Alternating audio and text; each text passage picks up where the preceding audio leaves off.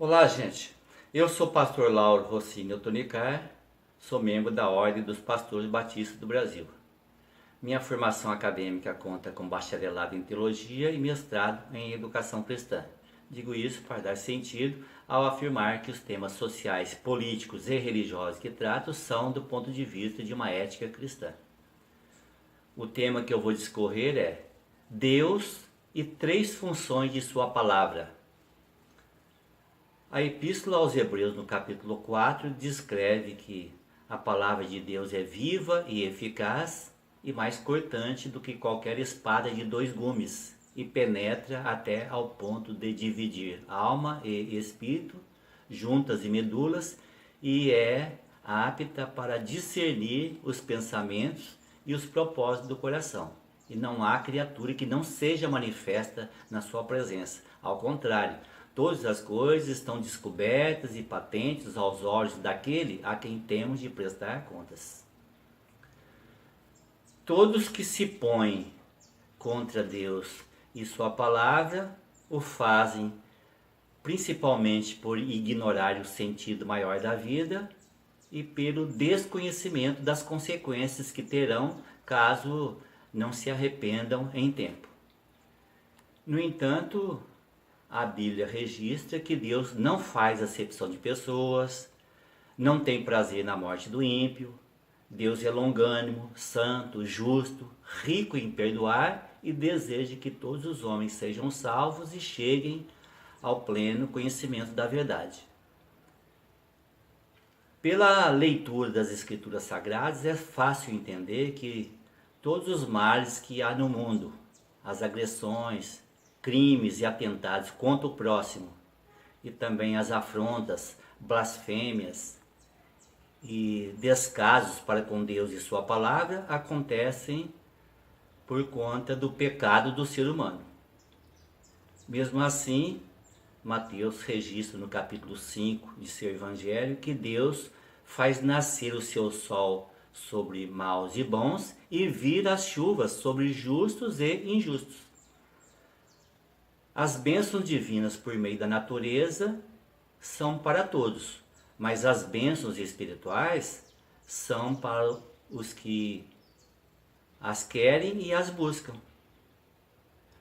O grave é que, por mais longa e abastada que seja a vida na terra, sem os bens espirituais que lhe revestem de recompensas eternas, a expõe a riscos de consequências que não se podem reparar. A Bíblia toda se ocupa da queda do ser humano pelo pecado da desobediência e suas consequências, ao mesmo tempo que oferece a solução para tais agravos, quando lhe proporciona pelo arrependimento e fé uma nova vida em abundância no presente século e a vida eterna no porvir. No entanto, um dos maiores objetivos da queda do ser humano é que, pelo resgate por meio da salvação em Cristo crucificado, se dá a majestosa transformação do ser humano de simples criatura a filho de Deus, para viver com ele eternamente. Essas questões são postas e resolvidas por Deus, que por si entrou no tempo e ao passo que se revelou como Senhor e autor da vida, e também inspirador das Escrituras Sagradas, se deixou conhecer como coautor da história da humanidade, a qual está inquestionavelmente inserida nos eternos propósitos do Senhor. Portanto, os recados de Deus, com seus comprovados resultados na vida de todas as nações, vêm sem detença na força de sua palavra.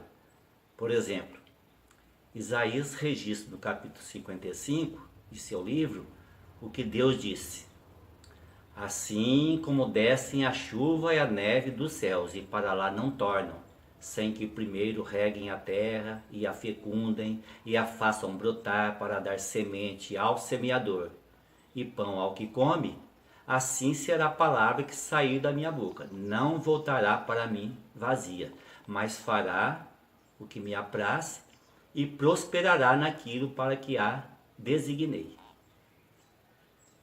De uma forma ou de outra, a palavra de Deus produz os resultados esperados por meio de 3 santas funções.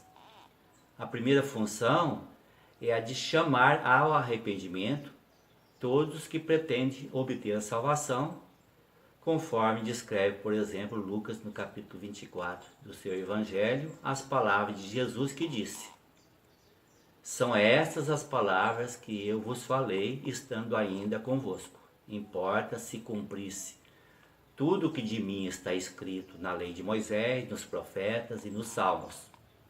Então lhes abriu o entendimento para compreenderem as Escrituras e lhes disse: assim está escrito que o Cristo havia de padecer e ressuscitar dentre os mortos no 3º dia, e que em seu nome se pregasse arrependimento para a remissão de pecados a todas as nações, começando de Jerusalém. A segunda santa função da palavra é a de edificar, por meio dos ensinos de Jesus, sustentar e manter a igreja na posição que descreve, por exemplo, Pedro na sua primeira epístola, no capítulo 2, verso 9, que diz: vós, porém, sois raça eleita, sacerdócio real, nação santa, povo de propriedade exclusiva de Deus, a fim de proclamardes as virtudes daquele que vos chamou das trevas para a sua maravilhosa luz. E a terceira função da palavra é a de notificar da condenação todos que não querem se achegar a Deus para obter de sua graça. Conforme descreve, por exemplo, Marcos, no capítulo 16 de seu Evangelho, o que Jesus disse: ide por todo o mundo e pregai o Evangelho a toda criatura. Quem crer e for batizado será salvo. Quem, porém, não crer será condenado. Esta sentença de condenação tem sido uma santa função da palavra de Deus, porque os que ainda têm resistido a crer em Jesus, analisando melhor as consequências, muitíssimos deles têm sido gratos, pois em tempo são alertados dos irreparáveis danos e, querendo eles conservar a vida, o amor e a sensatez, buscam a Deus, tanto para evitar futuros danos, como para receberem do Senhor as indispensáveis bênçãos que dão sentido e razão à vivência humana. Por fim, o escritor da Epístola aos Hebreus, no capítulo 3, registra: hoje, se ouvirdes a sua voz, ou seja, a voz de Deus, não endureçais o vosso coração, pois ele deseja que todos os homens sejam salvos e cheguem ao pleno conhecimento da verdade. Compartilhe este vídeo com seus amigos. Vocês estarão cooperando com a evangelização do mundo. Inscrevam-se no canal Razões que Nutrem a Fé. Nós agradecemos pela gentileza. E que a graça de nosso Senhor e Salvador Jesus Cristo seja com todos que temem a Deus.